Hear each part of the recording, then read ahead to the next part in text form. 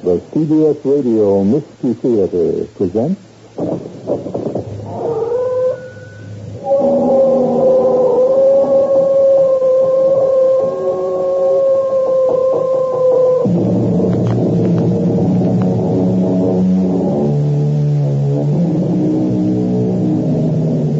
Come in. Welcome. I'm E.T. Marshall, Dean of the demons and devils that descend upon us at this hour.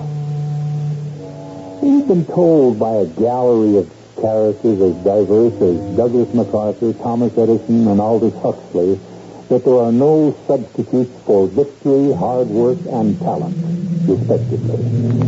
Does that imply that there can be no satisfactory substitute for anything?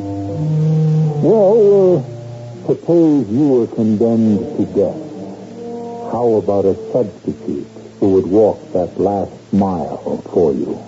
But I didn't kill him, Lieutenant. Come on, Mr. Raglan. You're only wasting time. I tell you I'm innocent. You sent him that bottle of liquor. It was poison. But It was a birthday gift. The note was in your handwriting. I have the testimony of the clerk at the store. He remembers selling you this bottle. Okay. Now let me ask you, if I did kill him, would I be crazy enough to leave so many clues pointing to me? Sure, because maybe that's your defense. You figure the members of the jury will ask that same question. Would he be crazy enough to leave all those clues? Well, I wish you luck, because you're going to find out the hard way.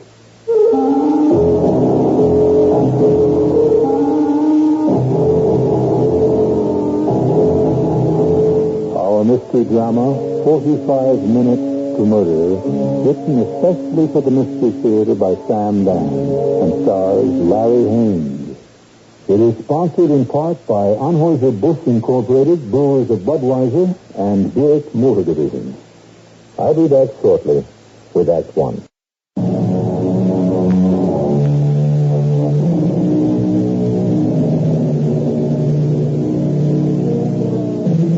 We are told, thou shalt not kill.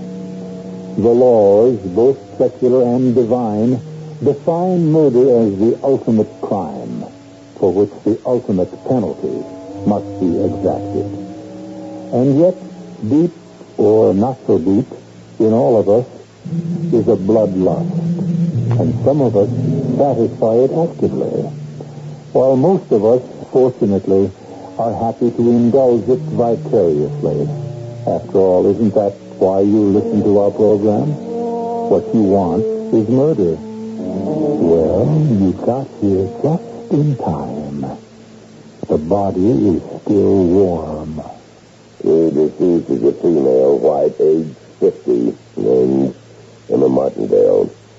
Her death was caused by an injection of hydrocyanic acid. What's that, Doc? It's also known as prussic acid, Lieutenant. Oh. It's one of the most deadly and quick-acting of all the poisons. Oh.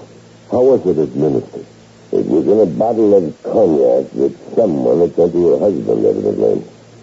Doc, you say quick-acting. How quick? The dose you took? Oh, just a couple of minutes. The guy who sent it, actually the killer, Lieutenant, it's open and shut.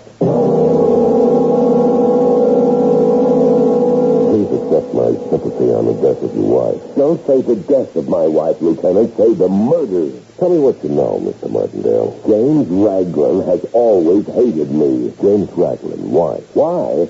He envies me my talent, my success, my position as vice president of Caraway Chemicals. A job he thinks should have been given to him. Why, he's so extravagant, wasteful.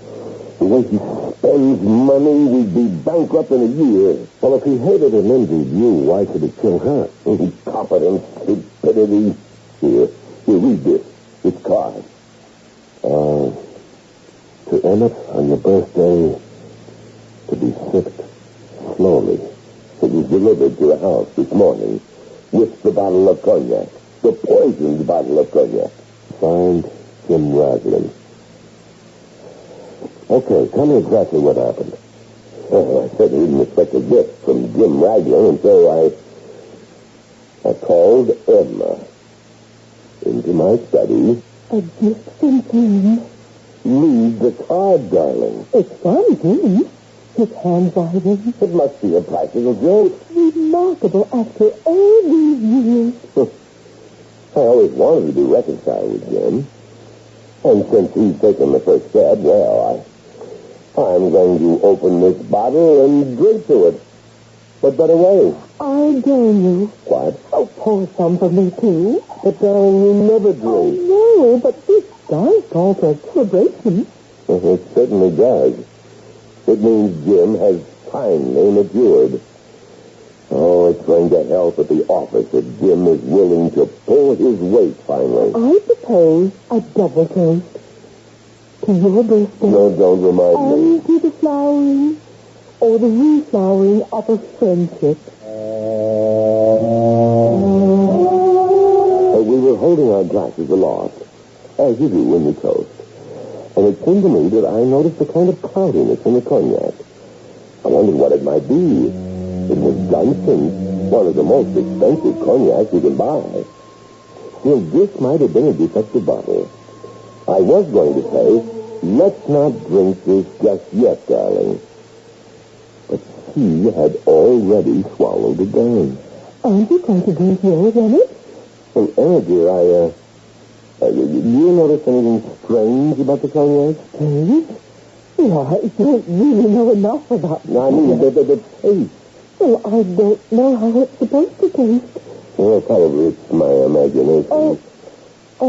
No. What? Well, maybe I'm not used to it. You used to what? Emmett. Oh, Emmett, I see. Marjorie! I'll call a doctor. He was dead when help arrived. Really, there was nothing anyone could do. And now you know everything. Well, thank you, Mr. Martindale. No, Lieutenant, you don't know everything. Oh. I had every intention of killing Jim Raglan.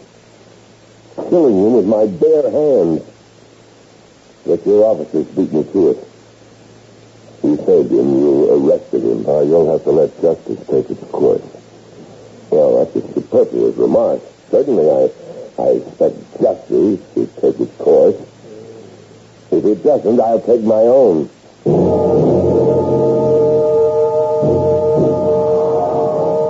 Mr. Raglan? Who are you? Lieutenant Cooper, homicide. I didn't kill her. You didn't mean to kill her. You sent the bottle of poison cognac to him. I didn't send a bottle of poison cognac to anybody. Now, Mr. Raglan, I want to help you.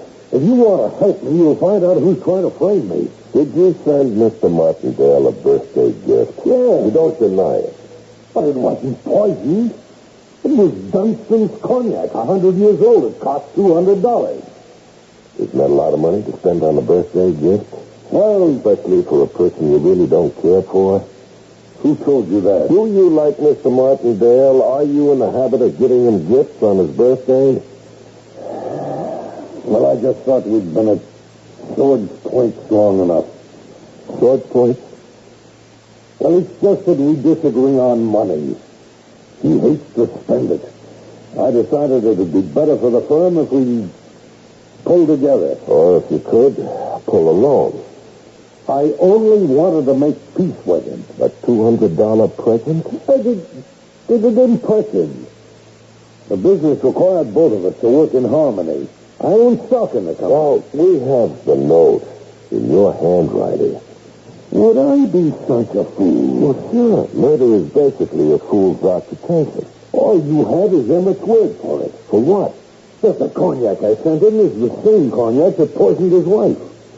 Listen, suppose he wanted to kill her. Why?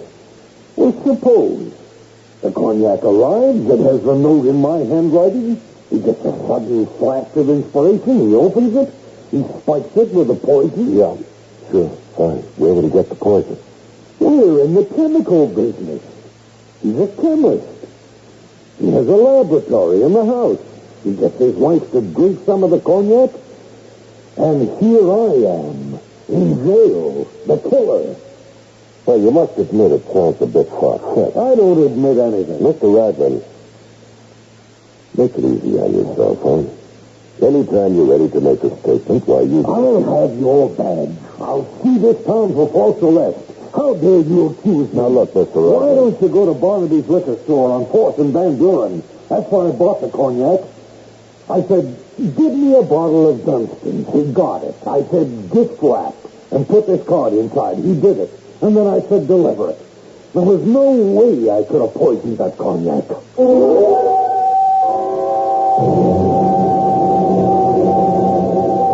Sure, I remember, Lieutenant. I don't sell a bottle of Dunstan's every day, you know what I mean? Very few liquor stores even carry that quality. Now, he came in here, asked for the Dunstans. He wrote a note. Yeah, he says, gift wrap it and put this note inside, which I did. So, now we have this wrapped package. Now, tell me the next thing that happened. The next thing he said, I want this delivered. sure thing. Right now, to Mr. Emmett Martindale, 13 Pleasant Drive. Well, my delivery guy won't come in until noon. Well, that's more than an hour from now. I'd like it delivered at once. Well, it's only an hour away. All right. Suppose we forget the whole thing. Oh, no, wait. Let us not be hasty. You stay here a minute, watch the place, will you? I'll run next door to the grocery. Maybe this guy will help me. I ran next door to Markowitz's place. We do favors for each other, see? But his kid was already on delivery. And you left Mr. Ragland and the package all alone in your store? Yeah. Uh-huh. For how long? Oh, I don't know. A couple of Now, minutes. think very carefully. Was he carrying anything? Yeah, one of them, attaché cases. You sure? Yeah, positive. Then he did have the opportunity to switch bottles. Now, the point is, he was alone with the package. Well, sure, he was along with every package in the store. I see. And then what did you do? I went back, and I told them straight out, I can't deliver this for at least an hour. Then cancel it. Oh, no, wait, let me think. Yes. It took me 10 minutes to get to Pleasant, 10 minutes back. I can close the store for 20 minutes or a half hour. Look, I'll deliver it myself. And then what happened? What do you think? I delivered the package. I want you to explain every detail of that delivery.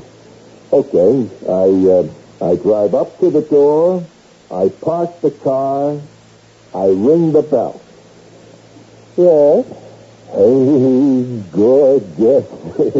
I got a package here for Mr. Martindale. From whom? From Mr. James Ragland. Hey, what's your name? Are you sure it's from Mr. James Ragland? Cross my heart and hope to die. Wait here. With that, he leaves me standing at the door. Well, from inside, I hear voices. What kind of voices? Voices? Saying what? Well, I couldn't hear. It isn't more than a minute. And she comes back. Thank you. That'll be all. What time do you get off tonight, honey? You know how it is, Lieutenant. You win some, you lose some. Yeah. Would you know exactly what time that was? You bet I know. Every minute was costing me money. It was exactly 9 minutes after 11.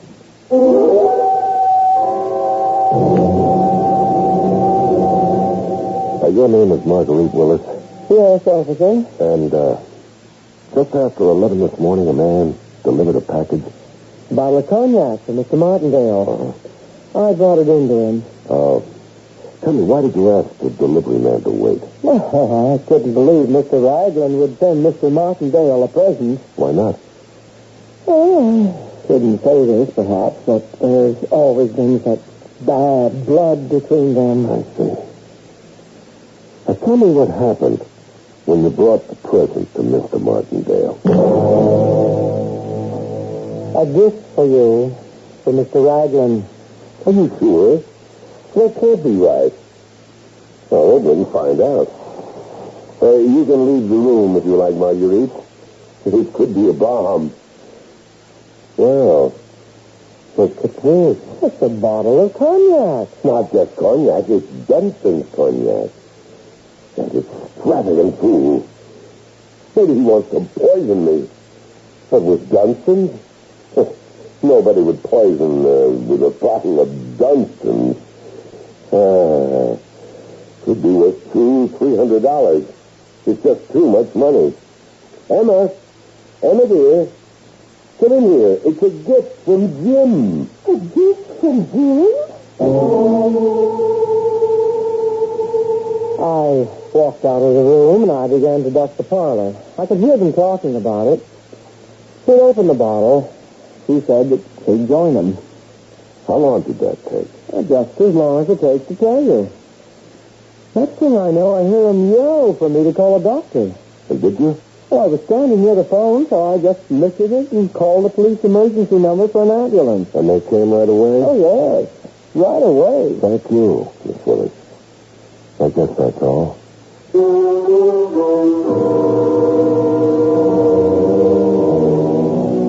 That's all? That's all for whom?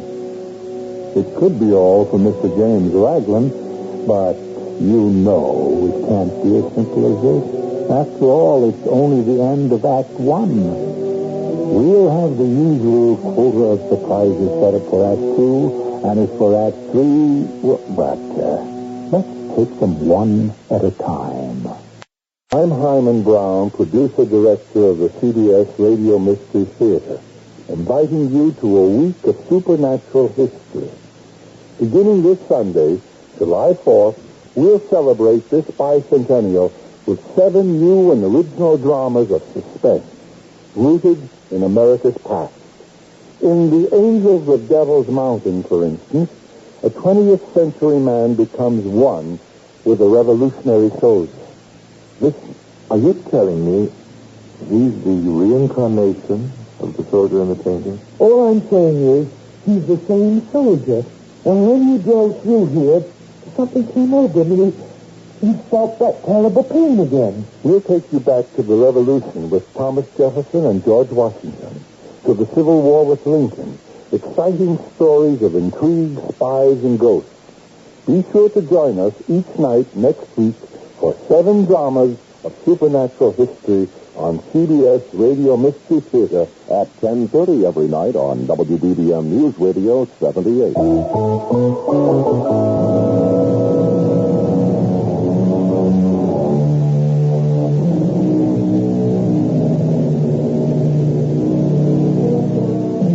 The French say, chacun a son goût, which means everyone to his own taste.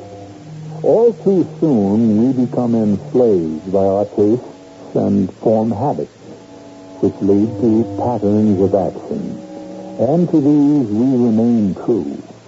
If we are rash and impulsive, we do everything in a rash and impulsive manner, including murder. If, on the other hand, we are devious and complicated, we do everything in a devious and complicated manner, including murder. With what sort of people are we dealing in our story? Lieutenant, what am I getting out of here? Now, Mr. Raglan, while you were in that store, you did have an opportunity to either doctor or fix bottles. What are you talking about? The owner of the store left you alone for several minutes while he went next door to see if he could get a delivery boy. Listen, Lieutenant, you gotta believe me. Now, you'd have been in the clear to tamper with that bottle. I don't know what you're talking about. I'm innocent. Now, look, Mr. Raglan, you gave me a lead. I followed it. But you're in just as deep as ever. I didn't poison the cognac. Well, if you didn't poison the cognac, who did? I don't know. Martindale did. Now, you said that before. Why would he want to kill his wife? Because... Yes? Because she was too good for him. In what way? In every way. She was delicate and aesthetic, and he was kind of vulgar. And that would motivate him to kill her? That and Marguerite. Marguerite? The maid. Oh, what about her? Have you seen her? Good looking, sexy. Oh, I see. And Martindale was having an affair with her? How did you know? Well, that's what you're trying to say, isn't it? Well, it's true. Everybody knows. Who's everybody? All of his friends, her friends. Just ask. Well, that's not good enough. Would they be willing to swear to that in a court of law? Well... You know, these things that everyone knows usually come apart on the witness stand under oath. But it's true. All you have to do is look at them. Listen to the tone in their voices when they talk to each other. All right. Why didn't Emmett Martindale divorce his wife and marry the maid? Oh, a gentleman doesn't do that. Besides, in her poor, deluded way, Emma was madly in love with him. She wouldn't let him go. And that's why he took the opportunity to get rid of her. Yes, Mr. Ragland. You don't believe... Well, should I believe you? In this country, a man is supposed to be innocent until he's proved You'll guilty. be given the chance to prove your innocence in court, Mr. Ragland. Don't hand me that some chance. The state has unlimited resources, money, manpower, experts. What have I got? Now, look, Mr. Ragland, I don't create the setup. I just work for it. Now, let's go back to the beginning. You and Martindale were on the outs. Why? We couldn't agree on anything. Mostly on how the business should be run. You see, he's tight. He's the stingiest human being in existence. He won't spend a dime on anything. I believe you have to spend it to make it. We fight each other constantly. Well, finally I decided we'd have to find a middle ground. It was his birthday, and I took the occasion To send him a very expensive present. Why? Why not simply for $10 or $15? I don't know. Are you in the habit of giving people expensive gifts? No. Wasn't there a lot of defiance in this particular present? Hostility? Wasn't it your way of saying, see how generous I am and how cheap you are? So, maybe that's true. Then wouldn't you say the basic purpose of the gift was not to wish him well, but to irritate him? Okay. What if you're right? What if I did it to outrage his shriveled, miserly, stingy soul? I hated him for being mean and grasping, but that doesn't prove I wanted to kill him.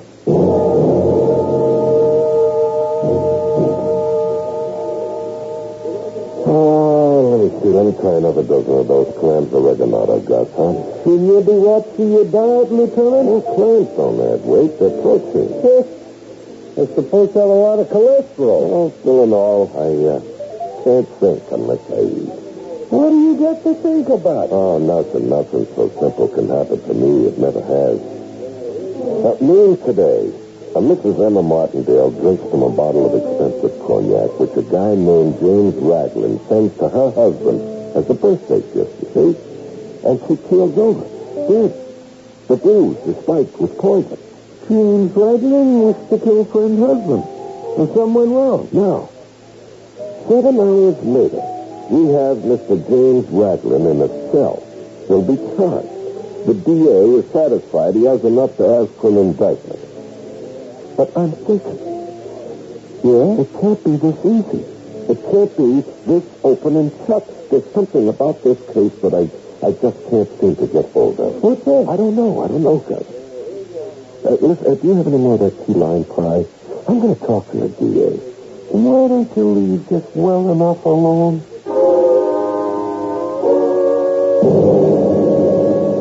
I haven't had a chance to thank you yet, Lieutenant Cooper. You've worked quickly and efficiently. You've gotten these statements from all the witnesses.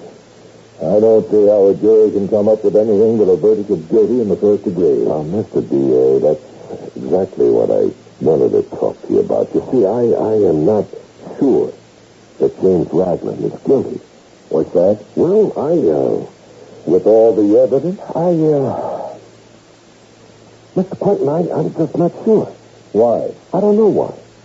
What are you trying to tell me? Well, I know. The case looks ironclad, but I think there's a weak scene somewhere, and the whole thing can come apart. Mm-hmm.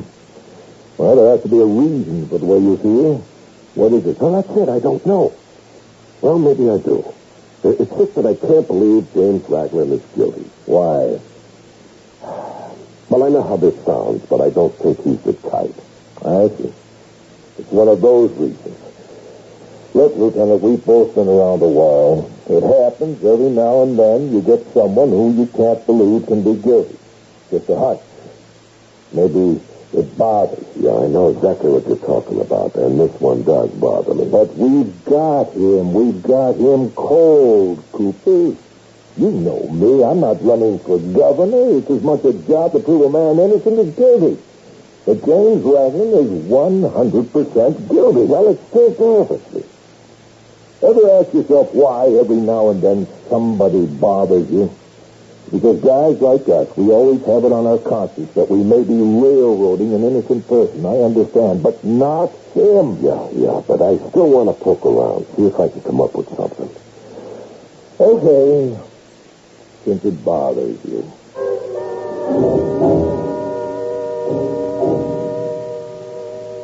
I'd be glad to help in any way I can, Lieutenant Cooper. Now, your full name is Marguerite Willis. How long have you worked for the Martindales?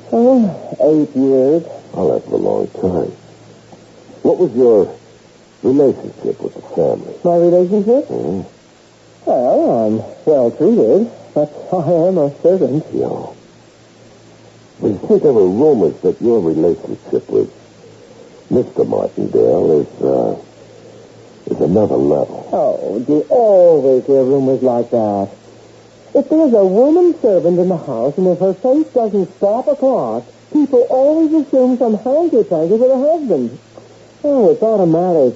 Oh, those rumors don't bother me. Yeah, well, it's a question that has to be asked. Oh, I understand. And it's a line of investigation that has to be followed. Well, go ahead. You won't find anything. The truth is, Mr. Martindale doesn't like women. That is, he has no romantic inclinations in that direction. If you know what I mean. No, I'm not sure I do. Well, he's completely involved with his work. He brings it home every night. Uh-huh. How did he behave toward his wife? Oh, like a gentleman. Did they get along? Very well. Did they ever fight? Lieutenant, has somebody been talking to you? Oh, many people talk to me. Well, I'm in a very peculiar position here. Because of my job, I know certain things I have no right to discuss. But I have an idea someone is slandering Mr. Martindale. Mm-hmm. And I'm sure you have an idea who that someone is, assuming it is slander. Well, this conflict between Mr. Martindale and Mr. Raglan, it wasn't only because they couldn't agree on how to run the business. Because what I'm about to say isn't going to help him. But my loyalty has to be to my employers. He was in love with Mrs. Martindale, James Raglan was. Yes. He knew her before Mr. Martindale did. Uh-huh. I even think they were engaged. Then he introduced her to Mr. Martindale, and the next thing everyone knew, Mr. Martindale and Emma were married. I see. And Mr. Raglan never mentioned it? No, I guess not. Mr. Raglan would come here to see her regularly. I remember. It was always the same conversation. Darling, Emma, darling. Jim. You made a mistake. Admit it. You don't love him. Jim, I do love him. That isn't you saying it. It's your pride. If you make a mistake, you don't have to pay for it for the rest of your life. Just walk away from it. No. Look at what he does to you. What does he do to me? He neglects you. He abuses you. Jim, he's my husband. You didn't know what you were doing. Jim, please don't. Worst of all, Now, Jim, he's 50. And you might learn a lesson. Protect him. Look at yourself. You've been wearing that same dress for 3 years. Oh. The man's a millionaire. You're starving to death, isn't you? Oh, no, I would hardly say that I'm I starving. mean, your soul is starving. Your spirit. You've become dowdy. You haven't written a line of poetry since your marriage. No one sees you anymore. I'm happy. I could kill him. Then you wouldn't dare. One day, I will. You said that? I could kill him? One day I will? Yes, Lieutenant. Well, thank you. You've been very helpful. Marguerite, you can't leave light burning when you're not... Oh, it's the police lieutenant. Yes, I was just leaving, Mr. Martindale. Miss Willis has given me all the information I need. Goodbye.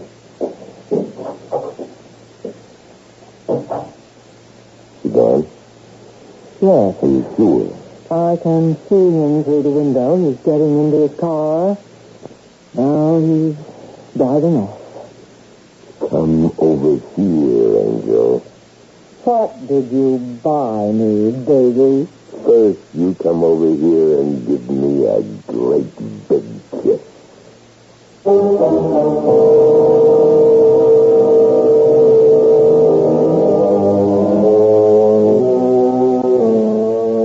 And so the second act curtain descends, as it should, on a torrid embrace. What are we going to do with all these people? Practically every one of them seems to be telling a lie. Well, maybe the lies will cancel out, and we'll be left with the truth. Maybe the truths will cancel out, and we'll be left with a lie.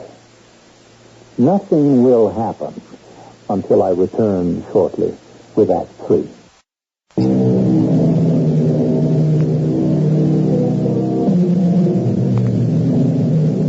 Mrs. Emma Martindale was killed when she drank some poisoned cognac. This much is definite. The rest is all loose ends. We really don't know for a fact who put the poison into the bottle, nor do we know if Mrs. Martindale was the intended victim. Our knowledge is exceeded by ignorance, which, however, can be said of everyone, everywhere. You lied to me, James Ragland. You never told me you were once engaged to Emma Martindale. Well, we weren't really engaged, Lieutenant. Now, you never said you were in love with her, but you hated Martindale for taking her from you. Not really. Now, when you withhold vital information deliberately, that's the same as lying. Now, do you deny saying to Emma, I could kill him? Didn't you also say one day, I will kill him? Well, I may have said something like that. I didn't mean it that way. Well, then why did you say it? Because a man gets mad, gets drunk, and says a lot of things he doesn't mean. I know it looks bad. You don't know how bad. But I'm innocent, no matter what. Okay, I should have told you about the way things were between Emma and me. It was a mistake. But I was scared. You can't quit on me. You have to help me. Now, I went to the DA. I stuck my neck out for you, and all the time you were holding out on me. I told you I was afraid. That's the end of the line. I'm getting off this train because it just isn't going anywhere.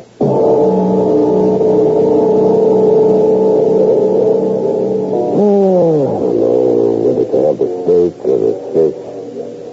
Hey, give me both. Potatoes, the salad, and, you got garlic bread? Let's see. I didn't save you. You only go someplace else. Gus, I have some heavy thinking to do. See? About what? About this James Ragland guy.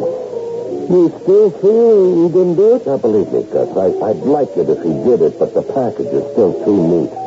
Even though he's been lying to you? Yep. Even though he's got the motive? That's the trouble. He's got everything. Oh, you ain't going to enjoy your dinner. I know. It's going to fall into place, though, everything.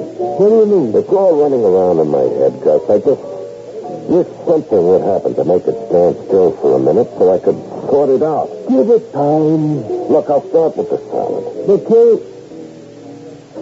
What did you say? I said okay. No. You said give it time. Time. Do you realize, Gus, that this whole thing is based on time? Timing, for crying out loud. It's been right out there in front of me all along.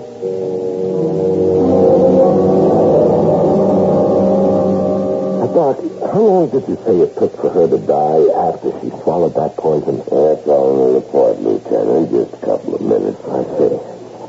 Okay, she swallows the drink. In a couple of minutes, she's dead, right? Now they call the ambulance immediately. Well, that's what your report says. Yes, and it also says the request was made at 12 noon. It arrived 6 minutes later. It's 12:06. You have to admit that's great time. Yeah, but don't you see? The question is, when did she drink it? Mr. Barnaby, how many bottles of Dunstan's cognac do you keep in stock? Are you kidding? At that price? I just kept the one. And there's no way anyone could have sneaked in here and replaced the bottle of Dunstan's you had with one that had been poisoned, huh? In the first place, I got a special protection system, see? And there's only one key to the store. I never let go of it. And besides, there's the burglar alarm. All right. Now, James Ragland came in yesterday to buy the cognac, huh? Yeah, I told you all that. Yeah, now this was just before 11 o'clock. He bought the cognac, and you gift-wrapped it. Look, I'm prepared to testify to that effect in court. He wanted immediate delivery. So I went next door to see if the grocer's delivery boy was around. All right. Now answer this. Where was your delivery boy? Well, it turns out he had a little accident on his motorbike on the way downtown. I see. In the normal way, would he have been here in the morning? Oh, sure. It's his job. Yeah. Now, when Mr. Ragland bought the cognac, he assumed you could deliver it at once. Yeah. Oh, yeah. Yeah, all right. Now, he would have no way of knowing your delivery boy was unavailable. Even I didn't know that. Now, the bottle on the shelf had to be good. You're not kidding. So then, if your boy had been here, he would have taken the bottle and gone to deliver it, and there'd be no way for Ragland to tamper with it, right? He couldn't have planned to use this method to commit murder. I'm glad to hear you say that, Lieutenant. All right, now one further question. Yeah? This bottle. Examine it, please. Is this the bottle that you sold to Mr. Ragland? Yes, sir. It's got the Dunstan's label, see? Uh-huh. And on the bottom, it's got my own sticker. Barnaby, Feather Ship. Examine it very carefully. Now, this is the bottle that contained the poisoned cognac Mrs. Martindale drank. Is it the same bottle you delivered? Oh, yes. It contained wait a minute. Hold a second now. Now, this is the wrong bottle. What? There was never any Dunstan cognac in this bottle. Why not? Well, look, it may look like a bottle of Dunstan's, but Dunstan's doesn't use this particular bottle. Here, look at the bottle. And you see the little raised letters here? It says K.R. Now, that stands for Krieger's. It's another distillery. They don't even make cognac. Then this can't be the bottle you delivered to the Martindale house, huh? No way. But the switch had to be made somewhere. This is not the same bottle you sold Ragland.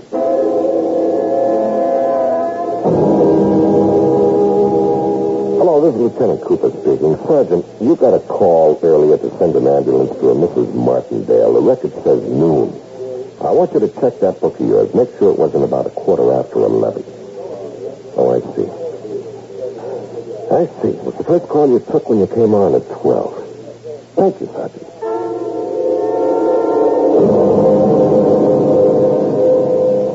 Emma, baby, I need some money. But I gave you money yesterday. It's gone. Gone? Yesterday is gone, too. But you just can't go around spending money as if it's... That's what money's for. You're just going to have to learn. Money has to be saved, protected against waste. The way she learned it? Emma was quite prudent where money was concerned. Sweetie, if you want to make me into another Emma, why did you get rid of her in the first place? You must never say that, even when we're alone. Oh, the only things we should say to each other when we're alone is, I love you. Now, I should go shopping. Marguerite, I see I shall have to teach you some basic facts of economics. You're not going to teach me anything. I'm going to teach you. Well, it seems to me you're forgetting who you are. I could fire you on the spot. And I could walk out of here and report to the nearest police station. What are you talking about? I'm talking about a bottle of Dunstan's cognac and everything that happened to it from the moment I took it from the delivery man to the moment Emma drank it. Well, you wouldn't. I mean, after all... Well, who's that? See who it is. Well, I can see who it is from here, out the window. That detective. That's his car at the curb. What does he want here? Probably more routine. But he was just here a few hours ago. Don't start looking nervous. Suppose he suspects. What can he suspect? How can he suspect? Answer the door. I have to see him. Yes, Lieutenant, what can I do for you? I'm finishing my report. I want to be sure I have everything straight. Miss Willis, you answered the door when a Mr. Barnaby was here to deliver some liquor. Well, I don't know if his name was Mr. Barnaby. And you accepted a gift-wrapped package. You brought it in here, and you, sir, opened the package and summoned Mrs. Martindale. You uncorked the bottle, poured a drink for her, and a drink for yourself. Yes. Now, immediately, she became fatally ill. You had Miss Willis here call for an ambulance. I believe I've already made a statement to that effect. Now, Miss Willis, after Mr. Martindale asked you to summon an ambulance, how long did it take you to do so? Oh, no time at all. I heard him shout. I lifted the phone. I dialed the police emergency number, and I was connected in, maybe 5-10 seconds. To sum up then, Miss Willis, how long was it from the time you accepted the package from the delivery man to the time Mrs. Martindale took that fatal drink? How long? Yes. Well, it couldn't have been more than 5 minutes. It might have been less. You see, it all happened so quickly. Yes. Well, we agreed then on 5 minutes. Now, Mr. Barnaby says he delivered that package to you at about 10 minutes after 11. 5 minutes after the delivery, you placed the call for an ambulance. Well, hasn't that been abundantly clear by this time, Lieutenant? Yeah, well, unfortunately, it poses a problem. What sort of problem? Well, somehow we have lost or mislaid 45 minutes.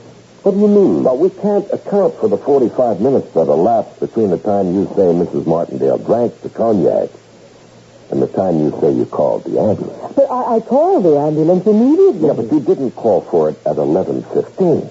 You see, the police records show that the call came in exactly at 12 noon. Well, we may have been mistaken as to the time. Yeah, well, unfortunately, we can prove the cognac was delivered at about 10 after 11. And you are already on record as having said you opened it and Mrs. Martindale drank it 5 minutes later. Well, I was confused, that nervous. We didn't get to open the cognac until 5 minutes to noon. There. Oh, so, you're changing your story then? It's my right upon sober consideration. Yeah, but that means that Miss Willis will also have to change her story. Of course. Are you changing your story, Miss Willis? Marguerite, you just tell him we were mistaken. Now, before you answer, Miss Willis, let me account for the discrepancy in time. There was no discrepancy. Now, the package is delivered. You see the note, Mr. Martindale. It says to Emmett on your birthday to be sipped slowly, signed Jim Radley. Now, you say to yourself, what a way to get rid of Jim and my wife at the same time. No, just a minute. So, you go to your laboratory, you get some hydrocyanic acid. This is all... Now, the thing to do is to pour some hydrocyanic acid into the bottle of Dunstan's cognac and then reseal it. Now, but you're basically a stingy man. Why ruin the exceptional cognac, huh? So you remove the Dunstan's label and the liquor store sticker, and you fix them onto a cheap bottle of whiskey. I'll sue you for defamation. And you work very carefully. Takes nearly 45 minutes. And then you call your wife, play the little charade with her, get her to drink the poison liquor, and have Miss Willis phone for the ambulance. This brings us to 12 noon. And now, your times are reconciled. Are you daring Now, to why don't charge you me? offer me a drink? Dunstan's. It should be right here in the liquor cabinet. Oh, you have no right to open my liquor Now, cabinet. this bottle here, without a label. Now, if you look at some raised letters on the bottom of the bottle, you see? Little raised letters spelling Dunstan. Well, Miss Willis? Marguerite, he can't Miss Willis, what does he offer you? 20 years to life, even a chair. Marguerite, he's bluffing. He does have money, but will he be more generous with you than he was with his wife? Marguerite. He gives nothing away, even when it costs him nothing.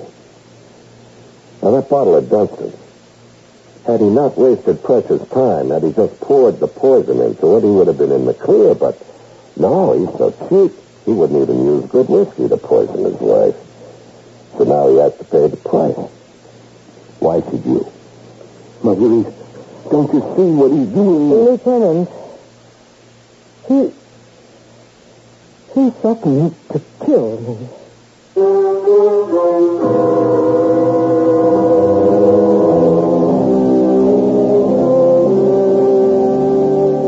Who was it that said the cheapest way will always cost more in the end?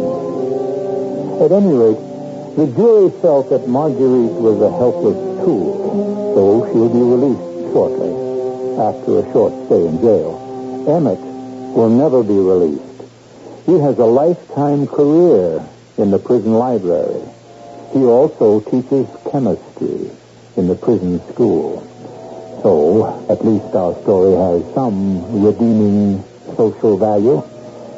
And I shall return with even more values.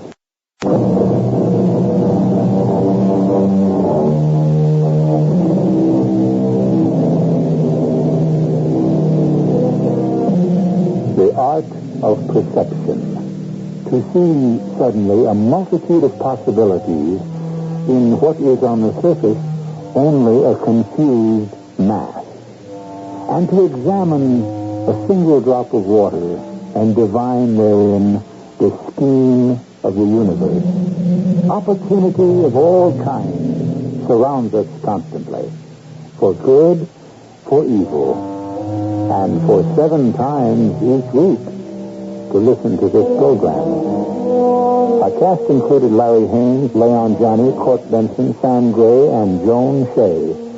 The entire production was under the direction of Hyman Brown. Radio Mystery Theater was sponsored in part by Buick Motor Division and Anheuser-Busch Incorporated, Brewers of Budweiser. This is E.G. Marshall inviting you to return to our Mystery Theater for another adventure in the macabre. Until next time, pleasant dreams.